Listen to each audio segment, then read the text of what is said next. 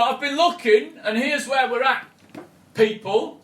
Here's where we're at. It's 2018, and people are now born into a gender that they realise as they're growing up does not represent who they feel like on the inside. And of course now we've got steroids and medical advancement and surgery, so people can transition. They can move from female to male or male to female, and then as those transitions are happening, they want society to accept them as the gender that they feel like on the inside. And this causes some problems because some people are refusing to do that, and also there are some people who raise complaints like if somebody is transitioning from male to female, as they're on that transition, sometimes even before any surgery has taken place, if they go swimming, they might want to use the female changing rooms. And some females don't want a person who still has a cock and balls in their changing rooms with a certain amount of common sense. You know, if they've been abused in the past, they might not want to see a cock and balls in their changing rooms. Or somebody even with the strength of having been a man for several years. And if they're lesbians, they might not want to see a cock and balls in their changing rooms because lesbians don't really like cocks and balls.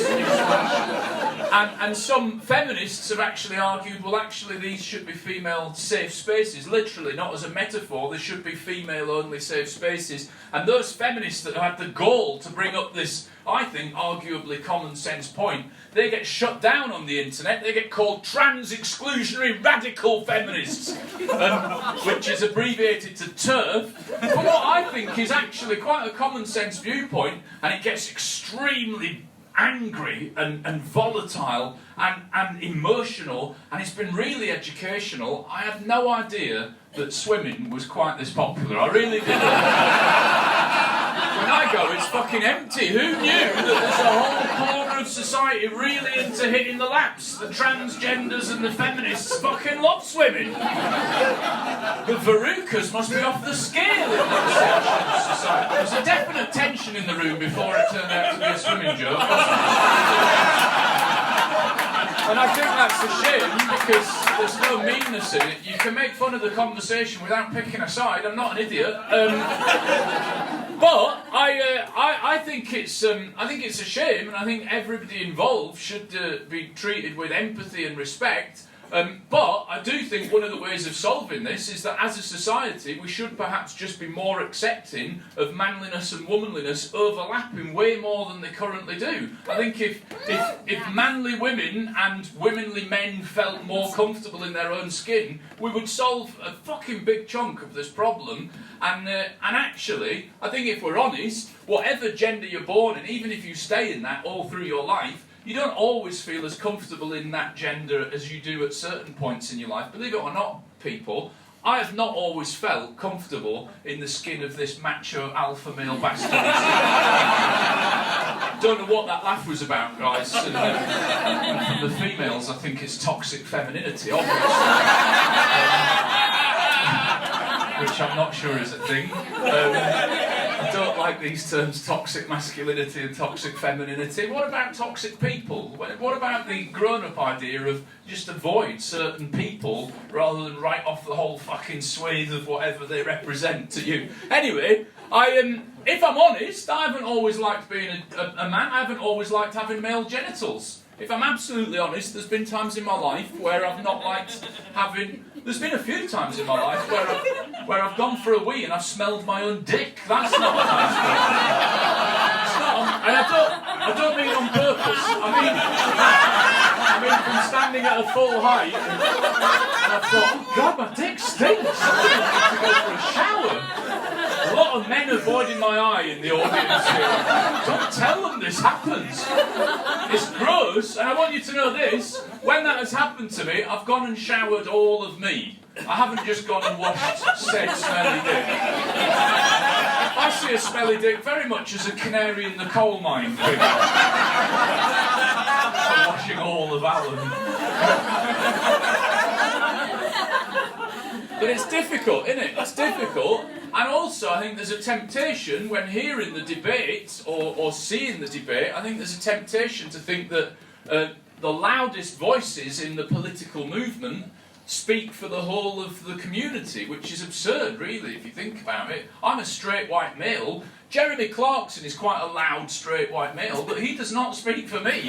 Jeremy Corbyn doesn't speak for me, and he's also a straight white male. But I think sometimes we hear the loud political voices in some movements and we think, oh, that person speaks for all of them. I heard a non-binary person on Radio 1. I'm aware that I'm not Radio 1's target demographic, by the way. The 43-year-old, apparently increasingly centrist dad driving home from an arts centre after a weekend gig. May not be what they want, but I've recently fallen back in love with dance music. I used to go out and I was a bit of a raver, and it's just dawned on me in the last few years that Pete Tong's Essential Selection is still on. It's still fucking banging. Love it! Love it! I'm genuinely suppressing some excitement now that I'm going to drive home after this show, and at 1 a.m. Monkey comes on and plays fucking bangers. Brilliant, brilliant. I'm sure going out has changed. I don't go out anymore, but I used to. Surprising to me, but I used to go out when raving was kind of cliched raving. You know, when I went out, it was proper cliche, you know, big fish, little fish, cardboard box. Now I imagine it's more like, are you sure that fish is sustainable? Well done on the cardboard box, you know the oceans are full of plastic and we're all I'm sure it's changed. But anyway, I heard a non-binary person on Radio 1. I've started to leave the car on Radio 1, so I'm pottering about with Radio 1 on during the day, and they had a non-binary focus day to inform their listeners about this, and there are some people that... This person on Radio 1 that was interviewed about being non-binary had began life assigned at birth female, began the transition towards male, got quite close to male and changed their mind, which is apparently surprisingly common, and then moved back to female, not quite gone back to female, and then moved back towards the middle, where some days they felt a bit more female than male and vice versa, and were saying on the thing that they might move again. They didn't know it, raising, I thought, the tantalising prospect of one day maybe being able to say once, twice, 3 times a lady, but not my joke to make, not my joke to make, very much about their lived experience, but if they've got any funny bones, I hope it fucking occurs to them. I don't see why it wouldn't. But they said on Radio 1, unchallenged, they said it's 2018, man and woman doesn't cover it anymore, there are now as many genders as there are people on Earth. And I thought, nah mate, that's too many, that's too many. Too many, I'm not having that. I'll grant you that there might not be 2 anymore, there might be 3 or 9 or 53 or fucking 400, but there's not over 7 billion genders. Do me a favour, it's unworkable. Think about it, we haven't even got that many names. I reckon I know at least 20 blokes called Dave. I'll bet some of them have got the same surname if I did any investigation into it. And now you're asking me to believe that these fuckers have got a gender each? It's a nonsense, surely. I mean, the swimming pool changing rooms are going to go on forever. You're going to have to walk up with your kit and say what gender you are, and they're going to go, yeah, it's 3.5 miles on the left. There's no water anymore, we had to fill it all in with concrete to fucking fit the changing rooms. Commercial enterprises have still got to make a living, haven't they?